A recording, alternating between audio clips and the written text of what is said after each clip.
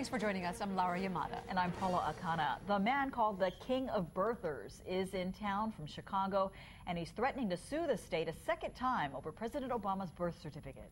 He says the president should be disqualified from holding office, claiming Mr. Obama is not a natural-born citizen since his father was not a U.S. citizen. KTV4's Keoki KERR here with the story. Keoki. Well, Laura, Andy Martin says he actually is not a birther because he believes President Obama was born in Hawaii, but he says the state of Hawaii is improperly keeping the president's birth certificate secret. Andy Martin arrived at the Attorney General's office this afternoon to demand the release of emails and other communications among state departments about President Obama's Hawaii birth certificate. But he ran into this problem. It was a furlough Friday, and the office was closed. Executive privilege became famous during Watergate. So I guess we now have an Obamagate here in Hawaii because they're saying any communications between any branch of Hawaii government internally is exempt from disclosure.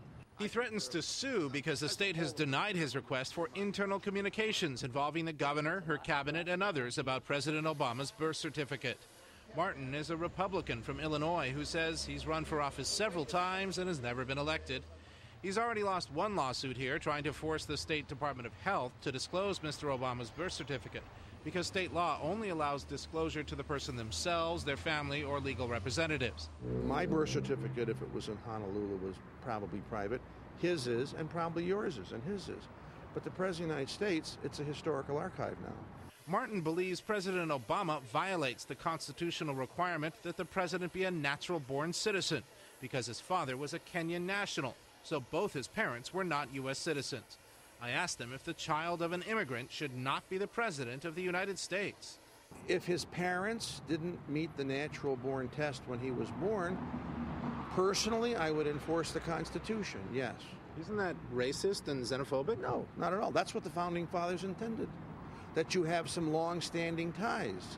I think it's ridiculous that these mainland individuals are pursuing this issue about whether the president is legal or not. I do feel that it's just because they have a strong dislike of our president. Now, Andy Martin admits he does not expect the courts to side with his argument that the president is not a natural-born citizen, and he has not filed suit on that issue anywhere in the rest of the United States. Laura? Well, state lawmakers, Keoki, having just approved a new law aimed at blocking repeated requests against President Obama's birth certificate. Does this have anything to do with Andy Martin's visit? Not really, actually. Martin says he only made one request for the president's birth certificate, but people from across the country keep making request after request for the president's birth records. State health officials say they get them every day, sometimes from the same people, and that's why they convinced lawmakers to pass that law, allowing them to ignore repeat requests from the same person within a one-year period. Okay, Keoki, thank you.